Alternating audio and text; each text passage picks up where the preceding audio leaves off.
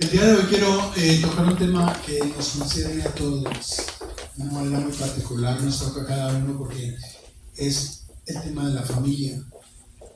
El tema que voy a hacer hoy tiene que ver con el vínculo familiar. Recordemos que Dios creó a Adán y Eva haciéndoles a su imagen y semejanza. Esto ya nos ha quedado muy claro desde nuestros mensajes atrás. Y ya lo hemos leído muchas veces en Génesis 1, capítulo 1, verso 26. Si quieren pueden ir tomando nota, voy a tocar varios versículos, voy a ir a través de toda la Biblia, no leyéndola porque no terminaríamos hoy. Pero es importante que entendamos, o es importante para mí que ustedes entiendan que a través de este estudio bíblico el propósito es llevarles, a animarles, a que abran sus Biblias, a que consulten los pasajes que aquí se mencionan, a que se interesen, porque la palabra de Dios es un manual de vida y contiene todo lo que necesitamos para hacer nuestras vidas más amenas, más amables, pero especialmente para hacerlas más aceptables delante de Dios. Nosotros poseemos, aunque fuimos todos creados por Dios, vamos a decir que somos descendientes de Adán y Eva, Dios nos concedió a nosotros unas características especiales para identificación. Sí, de otra manera seríamos todos como maniquís con el mismo rostro, con nuestro mismo cuerpo. Ahora, lo que son los órganos y los sentidos de percepción son los mismos de Dios. Por eso hago énfasis en el hecho de que Dios nos creó a su imagen y semejanza. Entonces vamos a imaginarnos durante la creación que Dios nos hizo con sus mismos órganos, con sus ojos, oídos, con nuestros 5 elementos de percepción, los posee Él. Nos dice, pero una de las cosas más importantes que Dios nos ha dado es su mente. Su mente. Nos dice 1 Corintios 2:16, capítulo 2, verso 16, nos dice: porque ¿quién conoció la mente del Señor? ¿Quién le instruirá? Mas nosotros tenemos la mente de Cristo. Y tener la mente de Cristo es un don muy especial, es algo que a veces no lo consideramos. Por eso, tal vez ustedes escucharon unos años atrás que empezaron a poner unos banners que decían ¿qué haría Jesús? ¿O qué diría Jesús de lo que estás haciendo? What Jesus would do. Eso lo parodiaron como el www. What would Jesus do? Porque si nosotros observamos, saboreamos, olfateamos y planeamos, palpamos como Dios lo hace, entonces tenemos un atributo que es la combinación de un todo, ¿correcto? Pensamos, nos alegramos, nos entristecemos, nos dolemos. Y a veces no pensamos en que Dios se duele, en que Dios se entristece, en que Dios se alegra. No por todos mis chistes, porque a veces hay unos malitos, pero es un chiste. Pero de todas formas, nosotros como poseedores de la mente de Dios, creados a su imagen y semejanza, también odiamos, también planeamos. También decidimos qué opciones tomar. Distinguimos lo negro del blanco, como distinguimos también y podemos distinguir lo bueno de lo malo, lo que es correcto de lo que es incorrecto, lo que es acertado de lo que no debiéramos estar tocando o haciendo. Llevemos ese concepto a quienes nos rodean, a quienes crecieron con nosotros o a las personas en las cuales al medio en el cual crecimos, padre, hermanos, hijos. Concluiremos entonces que el origen de la familia fue ese. Ese es el origen de la familia. Ese concepto debemos estructurarlo, no solamente como concepto, pero llevado a la realidad.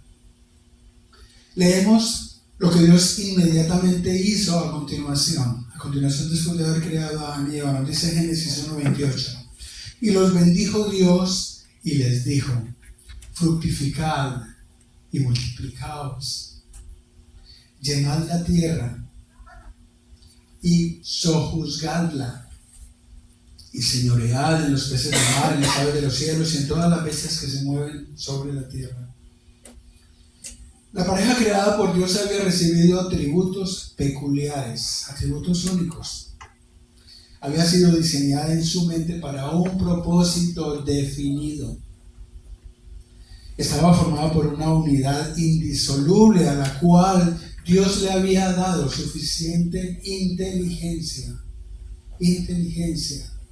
y todas las propiedades reproductivas que nosotros conocemos en el hombre, en su creación. Entonces les asignó una tarea, la de multiplicarse sobre toda la tierra y ser jueces y gobernadores de todo lo creado. Para Dios la palabra familia no es un término simple, no es un simple término, digamos, es tan relevante que lo encontramos 319 veces en la Biblia. En la Biblia encontramos el mismo término, familia, suficientes veces para entender la importancia que tiene la familia. En cada referencia encontramos que hay un grupo de personas vinculadas con lazos de parentesco, ya sean de sangre o lazos legales, independientemente de su grado de educación, de su color, de su sexo. Hay un lazo que les une a todos los miembros de la misma casa, que están en la misma casa, ocupando la misma vivienda y estableciendo reglas que parten de la palabra de Dios, que nos conservan en armonía, con el único propósito de que todas las personas que estén viviendo allí vivan en armonía, vivan en paz, entregados unos a otros, dispuestos a servirse, a amarse, a compartir. Amén. Amén. Para Dios entonces la palabra familia es importante. Aun cuando la palabra familia no aparece aún en la Biblia antes del diluvio como tal, familia, es obvio que Adán junto con su esposa e hijos estaban vinculados a un lazo de sangre y compartían una misma región geográfica, un mismo ambiente, una misma área geográfica. Sus hijos mencionados, Caín y Abel, cuidaban de los animales y cuidaban de la tierra. Y fueron educados con el temor de Dios para alabarle y para ofrendarle. De la misma manera como nosotros tomamos a nuestros hijos, les sembramos el temor de Dios, les abrimos la Biblia, les leemos las condiciones, las reglas, los propósitos de Dios. Asimismo podemos imaginar que Caín y Abel estaban ya enseñados, educados por Adán y Eva sobre el temor de Dios. Entonces ya sabemos que una base para afirmar esto es las ofrendas que ellos le llevaban. Caín les llevaba ofrendas a Dios, Adán les llevaba ofrendas a Dios, pero nos dice la palabra que él no vio con muy buen agrado lo que Caín le ofrecía. Entonces, ¿qué empezaron? Los celos. Eso pasó hace más de 10.000 años, pero nosotros en nuestra propia familia todavía vemos que los hijos tienen entre ellos celos. El hermano tiene celos de la hermana, ella le dieron más grande que a mí no me compraron esto, a mí no me dieron aquello, y son celos naturales. La palabra de Dios nos habla de los celos de Dios, y recuerden, Él nos creó a su imagen y semejanza. O sea que los celos en nosotros son naturales, ¿de acuerdo? Sí. Lo que yo quiero es que ustedes vayan siguiendo lo que yo estoy diciendo con un fundamento de entender la palabra de Dios. Y eso es lo que yo hago aquí. Génesis 4, capítulo 4, versos 16 al 17 nos dice: Salió pues Caín de delante de Jehová y habitó en tierra de Nod, al oriente de Edén. Y conoció Caín a su mujer, la cual concibió y dio a luz a Enoc, y edificó una ciudad, y llamó el nombre de la ciudad del nombre de su hijo Enoc. Entonces aquí teníamos otra familia fundada. El mismo capítulo define a toda una generación de hijos e hijas. El capítulo 5 de Génesis describe la extensa descendencia de Adán, desde Adán hasta Noé. Y Adán, recordemos que vivió 930 años, según nos dice en el mismo capítulo 5. He hecho énfasis en la manera similar como Dios nos ha creado: amables, jocosos, tiernos, agradables, pero también enojones. Pues yo no sé si ustedes en algún momento tienen periodos de enojo, pero tal vez estoy hablando por mí. Hable por usted, hermano. ¿Usted escucha? Como a Él, mire, como a Dios nos ofenden cosas, nos agravian, nos frustran a veces situaciones que no deseamos. Cuando las cosas no se dan como las planeamos para la familia, nosotros nos ofendemos, nosotros nos frustramos. Nosotros encontramos que no se están siguiendo las reglas, no se está tratando de complacer al jefe de familia o a la madre. Entonces hay en ese sentido un poco de enojo y a veces subimos la voz como no debiéramos y aquí no debiéramos, pero eso es natural. Cuando Dios se enojó tanto que acabó con toda la humanidad, con el diluvio, capítulo 6 de Génesis. Génesis 6:3, para que lo recuerden, capítulo 6 de Génesis nos dice en el verso 3: y dijo Jehová, no contendrá mi espíritu con el hombre para siempre, porque ciertamente él es carne, mas serán sus días 120 años. Imagínense, Adán había vivido 930 años. ¿Saben lo que son 120 años? Es el 13%. Sí, ahí se la matemática. El 13% de los años que Dios le había concedido al hombre. El 10% sería el 93 para los que diezman. Pero el 13% corresponde a 120 años. Y obviamente, eventualmente ya no vivimos sino 70.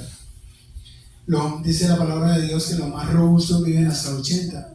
Pero ya notamos cómo nuestra falta de aprecio por Dios nos va rebajando los años. Ahora tenemos más enfermedades, más contaminación, más virus alrededor. La palabra familia como tal, para los que acaban de llegar, estamos hablando sobre la familia, la constitución de la familia, la importancia de la familia. Para la palabra familia como tal la encontramos en las Escrituras, por primera vez en el mismo libro de Génesis, cuando se nos describen las generaciones de los hijos de Noé. Y eso aparece en Génesis 10, capítulo 10, verso 5, nos dice: de esto se poblaron las costas, cada cual según su lengua, conforme a sus familias, en sus naciones. Cuando Dios le habla a Abraham, le enfatiza sus bendiciones, diciéndole, Génesis 12, verso 3: bendeciré a todos los que te bendijeren, y a los que te maldijeren, maldeciré, y serán benditas en ti todas las familias de la tierra. Ahora bien, ¿a qué bendición se refiere Dios aquí? ¿A qué bendición? Yo los puse a pensar, yo me están mirando así asustados. Cuando el pastor nos imparte la bendición de Dios, ustedes ven, cuando termina el servicio, entonces recibimos la bendición sacerdotal. Cuando el pastor nos imparte la bendición de Dios, él repite las palabras de Moisés dadas a su pueblo. Y ese versículo lo encontramos en 24 al 26 de Números capítulo 6. Números capítulo 6, verso 24 al 26 dice: Jehová te bendiga y te guarde. Jehová haga resplandecer su rostro sobre ti y tenga de ti misericordia. Jehová alce sobre ti su rostro y ponga en ti paz. Lo hemos escuchado en cada servicio. En esta bendición que los cristianos conocemos como la bendición sacerdotal, Moisés le pide a Dios por protección física, por lucidez espiritual, por compasión, por misericordia, por paz, por armonía en todo su pueblo. Es lo que Moisés le está pidiendo a Dios. Jehová te bendiga y te guarde. En estos días hemos resuelto hacer un periodo de ayuno. Y los nuevos no saben eso, estamos ayunando. Ahora, En ese periodo de ayuno decidimos abstenernos de ingerir alimento por algunas horas o por algunos días, consagrándonos a Dios. Ese es el propósito principal, consagrarnos a Dios. Como dijo una vez el pastor, el ayuno no nos hace salvos, nos acerca más a Dios, porque tenemos un espíritu más dispuesto a Él. No es propiamente la consagración que Dios exige al nazareo. Ustedes recuerdan el periodo nazareo. Pero tiene que ver con un voto de dedicación con el cual queremos honrar a Dios. Nos dice Números capítulo 6, del verso 2 al 3. Habla a los hijos de Israel y diles: el hombre o la mujer que se apartare haciendo voto de nazareo para dedicarse a Jehová, se abstendrá de vino y de sidra, no beberá vinagre de vino, ni vinagre de sidra, ni beberá ningún licor de uvas, ni tampoco comerá uvas frescas ni secas. En este capítulo del número 6 nos explica todas las limitaciones que tiene el nazareo: que se deberá rapar la cabeza, que deberá hacer un sacrificio después de 7 días, y es algo bien explícito. Cuando nosotros ayunamos no vamos hasta ese extremo, simplemente sabemos que nuestra dedicación a Dios debe ser fiel, debe haber fe en lo que nosotros estamos haciendo. El voto también implica que durante ese periodo entonces hayan otras condiciones, que no se acerque a ninguna persona muerta, así sea su padre o madre, es una de esas condiciones del nazareo. Y al terminar su purificación, como dije, en este capítulo hay un detalle específico, nos habla específicamente de las cosas que debe hacer después de terminado ese periodo. Es importante notar que en ningún momento Dios le garantiza la santidad o la salvación a la persona que termine su periodo, su voto de nazareo, o en nuestro caso, su periodo de ayuno.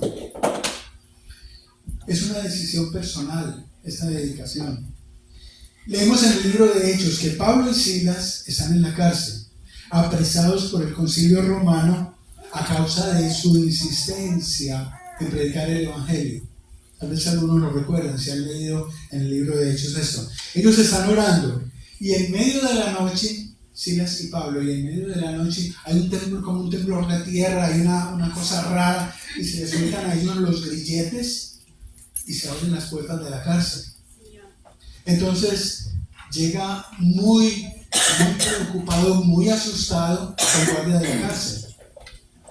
Y entonces él llega hasta allí, el carcelero llega temblando. Y le pregunta a Pablo, cuando los ve ahí sentados todavía, sin grilletes, sin nada que los aprese, entonces él cree y le dice: ¿qué debo hacer para ser salvo? Y atención a esta parte de mi estudio. ¿Qué debo hacer para ser salvo? Y miren lo que le responde Pablo en Hechos 16:31. Ellos dijeron: cree en el Señor Jesucristo y serás salvo, tú y tu casa. Y aquí vamos a mirar esto en detalle. Indiscutiblemente Pablo le aseguró que la salvación se le iba a extender a toda la familia, ¿sí? Siempre que él creyera que el Señor Jesucristo era su Salvador. ¿Está claro esa parte? Amén. Sí. Hermanos, ustedes no se despertaron. Claro que sí. Les agradezco mucho su asistencia. A veces concluimos entonces por este versículo, atención, concluimos por este versículo que si yo soy salvo, toda mi familia es salva. ¿Sí? Y eso es un error. Y voy a explicarles por qué. Nos dice Salmos 34, Salmos capítulos 34, 15. Los ojos de Jehová están sobre los justos y atentos sus oídos al clamor de ellos. O sea, en nuestra familia tenemos personas que Dios no las considera justas. ¿Por qué? Porque son desobedientes, porque todavía están usando drogas, porque quieren hacer sus mañas, porque no vienen a la iglesia, porque no se dirigen al Señor. Y entonces el Señor los hace a un lado, lo crean o no. Y Él está esperando, obviamente, que esas personas acepten su palabra, sigan su palabra, se ordenen espiritualmente de acuerdo a sus propósitos. ¿De acuerdo? Entonces, Dios puede salvar a toda nuestra familia, eso es indiscutible. Dios puede hacer eso. Y Dios quiere hacer eso con todos y cada uno. Pero está Pablo diciendo en realidad que la salvación está garantizada para todos en casa. Nosotros tenemos lo que se llama el libre albedrío. Y a veces por más que le decimos al tío, a la tía, a la suegra, al hermano, oye, acércate a Dios, ven conmigo a la iglesia, Dios está aquí para ti, Dios te ama. A veces dicen, no, ¿sabes qué? Tú y tu religión, tú. Yo recuerdo que cuando yo iba a evangelizar a mi familia, a veces me ponían un letrero en la puerta que decía, nosotros somos católicos, váyase con su religión a otra parte. Desgraciadamente, tristemente, yo lo tengo que decir así. Pero es una condición que nosotros debemos aceptar. Que, oye, tú tienes derecho a aceptar las religiones que quieras. Tú tienes derecho, como Dios tiene derecho a abrir para ti las puertas o no. Nos dice Apocalipsis 3:20 que aquí yo estoy a la puerta y llamo. Si tú abres, yo entraré. Si tú abres, no, yo no voy a forzar la puerta, dice Jesús. Si tú abres, yo entraré y cenaré contigo y tú conmigo. Entonces va a haber una diferencia en ese aspecto. La Biblia es clara entonces en ese aspecto. Solo hay un camino a la paz con Dios, mediante la fe en Cristo Jesús. O sea, ese es el único camino para nuestra paz con Dios. Porque de otra manera Él no lo hubiese mandado a morir en una cruz, a sufrir una muerte tan cruenta, a pasar tanto sacrificio, si Él no quisiera, si Él no tuviera el propósito de darnos la paz a través de Él. Nos dice Efesios 2, capítulo 2, 8 al 9. Porque por gracia ustedes han sido salvados, dice Pablo, por medio de la fe. Y esto no procede de ustedes, sino que es don de Dios, no por obras para que nadie se gloríe. Entonces, está Pablo realmente enseñando que miembros de la familia pueden ser salvos sin necesidad de la fe. Por supuesto que no. Por supuesto que no, y con ese verso lo aclara. Cada persona, cada individuo necesita, de manera individual, poner su fe en Cristo. Jesús nos dijo que su presencia entre nosotros, su ministerio, su evangelio, era para dividir a la familia. Y noten lo que nos dice Lucas, capítulo 12 del libro de Lucas, nos dice, del evangelio de Lucas, 51 al 53, dice lo siguiente, hablando Jesús, de acuerdo a nuestra fe en que la Biblia es escrita para nosotros, por fe. Dice Jesús, ¿pensáis que he venido para dar paz en la tierra? Os digo, no, sino disensión. Porque de aquí en adelante, 5 en una familia estarán divididos, 3 contra 2 y 2 contra 3. Estará dividido el padre contra el hijo y el hijo contra el padre, la madre contra la hija y la hija contra la madre, la suegra contra su nuera y la nuera contra su suegra. Más claro que esto, y es una cosa que de verdad nos hace temblar. Y entonces, ¿la salvación qué? La salvación es individual, así de sencillo. Cree en el Señor Jesucristo. Pon tu fe, tu vida en Él y serás salvo. Es una condición.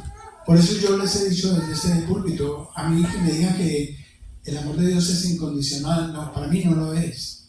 Hay condiciones. La Biblia está llena de promesas, pero también está llena de condiciones. Y si no lo creen, lean Deuteronomio 28.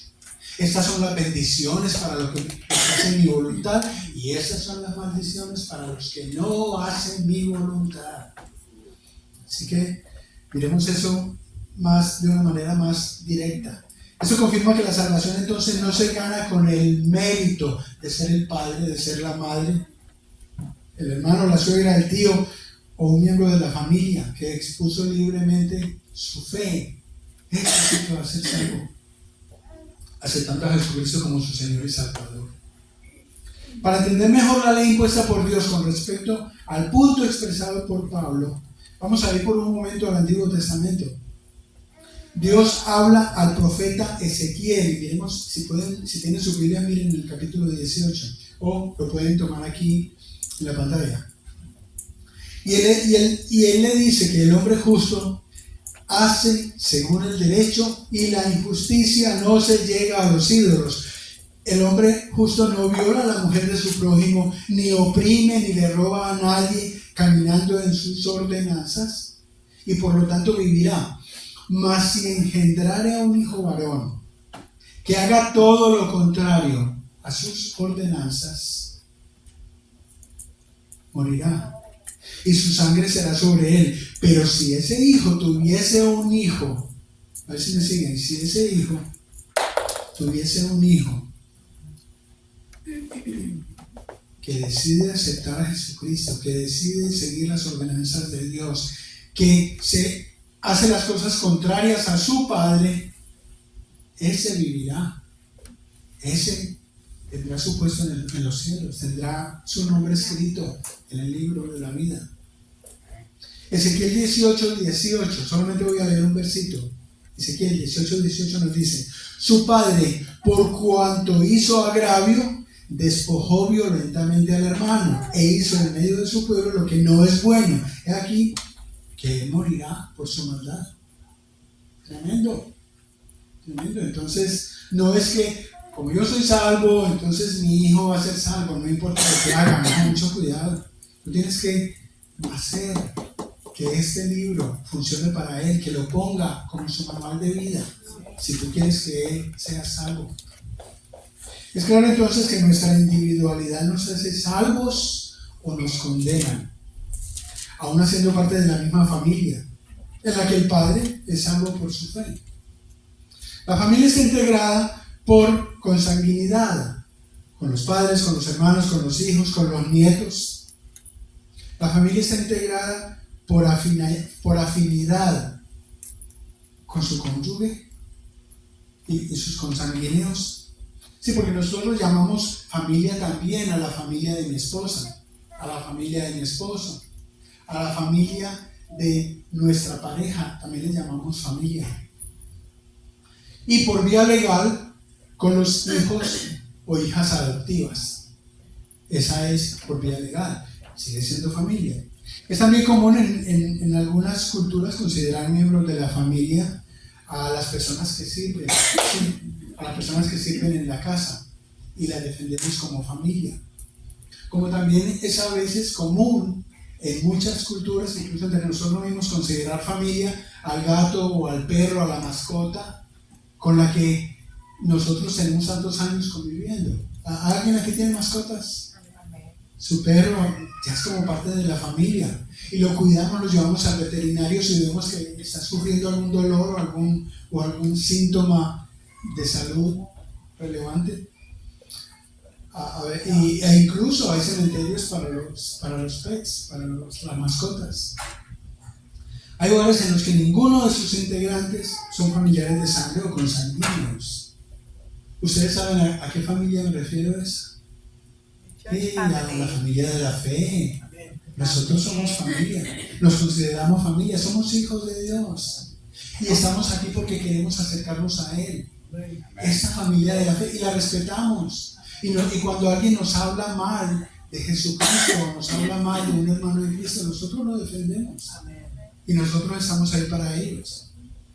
Estamos aquí para alabar a Dios, para eso nos reunimos. Dios nos ve como a su familia cuando le obedecemos, cuando hacemos su voluntad, cuando nos disponemos a Él en entrega total, en entrega desinteresada. Aquí tenemos un verso, Romanos 8, 16, 17, nos dice: el Espíritu mismo da testimonio a nuestro espíritu de que somos hijos de Dios, y si hijos, también herederos, herederos de Dios y coherederos con Cristo, si es que padecemos juntamente con Él, para que juntamente con Él seamos glorificados. Wow. Hay valores o cualidades que le agregamos a nuestra relación familiar, fortaleciéndola, tanto a nivel personal como a nivel social. Nosotros Hay valores que nos ayudan a defender la familia, a defendernos como familia, procurando sacarla adelante para su desarrollo armónico. Y vamos a mirar brevemente 6 puntitos. Uno es el afecto, es la parte de la armonía familiar. Consolidar un ambiente familiar de afecto depende de la capacidad de los miembros para dar o recibir amor del prójimo. El afecto es un valor que como cristianos nos ayuda a que haya una satisfacción mutua en la pareja, con nuestros hijos, con nuestros vecinos. Incluso llegamos a establecer ese afecto. A veces consideramos a nuestros vecinos parte de la familia y los estamos invitando a casa, los estamos invitando a que se tomen un té, un café, porque y cuando se van, cuando nuestros vecinos se van, nos duele. Ay, ¿cómo así? ¿Para dónde te vas? ¿Duele? Porque ya encontramos un afecto con ellos.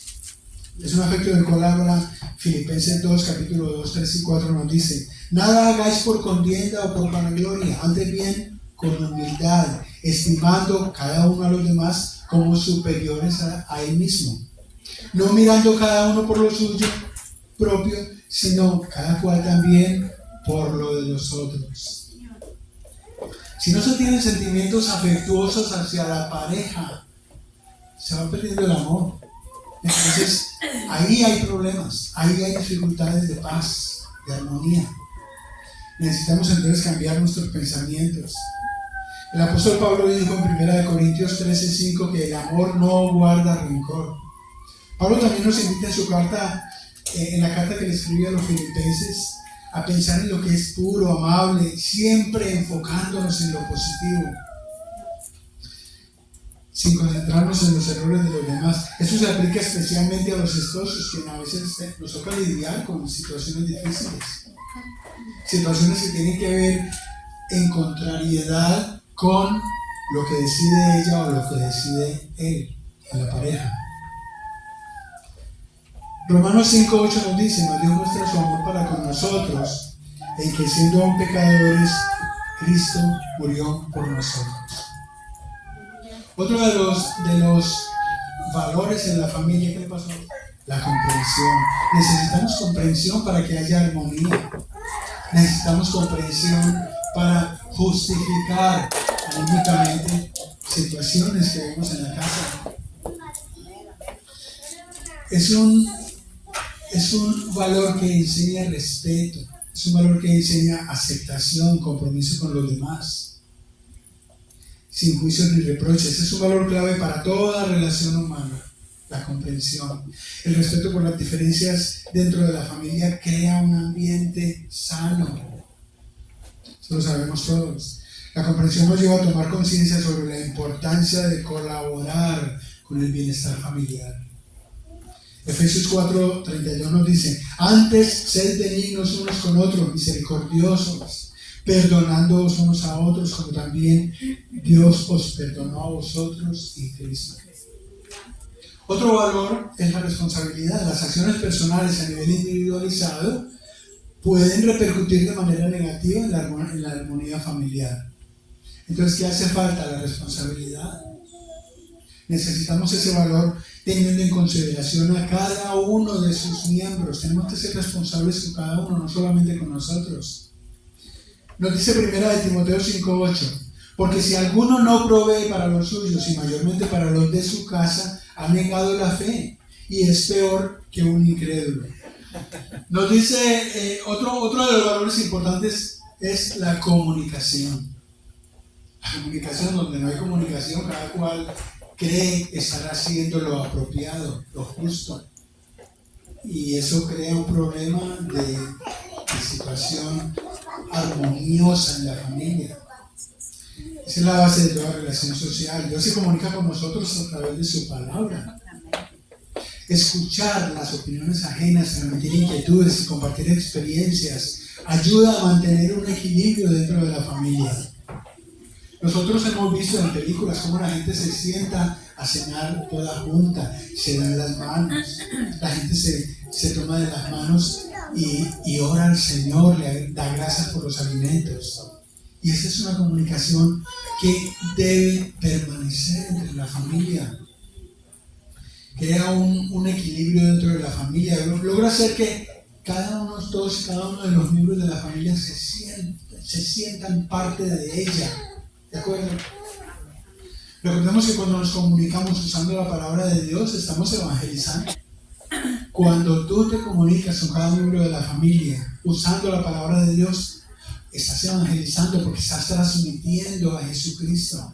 Estás transmitiendo lo que Jesucristo hizo en la vida de cada uno de nosotros. Romanos 10:17 nos dice, así que la fe es por el oír y el oír por la palabra de Dios. Romanos 10. Justicia. Ese es un valor que nos ayuda a respetar las opiniones ajenas, las opiniones de cada uno de los que integran la familia. Es un amor que expresa amor, expresa tolerancia, la justicia. Las opiniones, ideas o acciones de cada miembro de la familia transmiten esa seguridad personal, la seguridad que el niño necesita en el papá, que necesita en la mamá, que el niño necesita en la pareja, como sus padres. Porque no hay nada más frustrante para un niño el que sus padres no se hablen, el que sus padres se estén gritando el uno al otro o maltratando físicamente. Y eso lo llevan hasta en su propia actitud. Lo vemos reflejado en los grados de la escuela. Lo vemos reflejado en la manera como ellos mismos tratan a sus maestros. Nos dice el libro de Marcos, capítulo 10. Mas Jesús llamándoles les dijo, ¿sabéis que los que son tenidos por gobernantes de las naciones se enseñorean de ellas y sus grandes ejercen sobre ellas potestad? Verso 43. Pero no será así entre vosotros, sino que el que quiera hacerse grande entre vosotros será ¿qué? Vuestro servidor. Y el que de vosotros quiera ser el primero será siervo de todos. Por último, el valor familiar, no menos importante, es la honestidad. La honestidad. Utilizar la verdad en todo momento desarrolla un ambiente de respeto, de justicia, de comunicación. Es un valor que abarca todos los demás valores. Y nosotros con la honestidad creamos lazos que se basan en la fidelidad, en la confianza. Cuando tus hijos llegan a ti a comentarte qué pasó en la escuela, qué pasó con mi mejor amigo, qué me dijeron, qué me dijo el tío, qué me dijo el hermano, estamos creando lazos de honestidad, les estamos inculcando a ellos un sentido de comunicación. Dile qué te pasó, dile cómo puedo ayudarte. Nos dice Efesios capítulo 4, 25-27, por lo cual, desechando la mentira, hablad verdad cada uno con su prójimo, porque somos miembros los unos de los otros. Airaos, pero no pequéis. No se ponga el sol sobre vuestro enojo, ni deis lugar al diablo.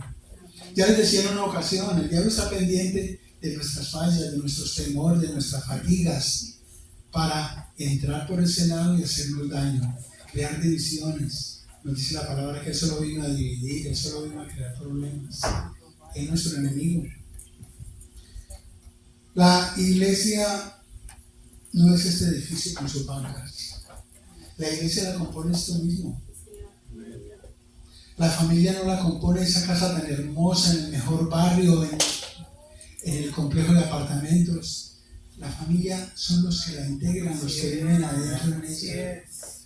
Así que pensemos que debemos prepararnos mientras estamos unidos en un grupo de familia. Debemos prepararnos, atención, para llegar al lugar que Jesucristo dijo, voy a prepararos. Si Jesucristo mismo dijo, voy a prepararos un lugar para que donde yo esté vosotros también estéis, nosotros tenemos que ponernos bonitos, amables, formales, hacer chistes de vez en cuando. No hagan caso de tantos que yo hago. Pero cuando nosotros nos preparamos aquí para llegar allá, no tenemos que esconder nada. No tenemos que esconder nada. No tenemos que decirle a la esposa, mira, dejé por allá mi licencia.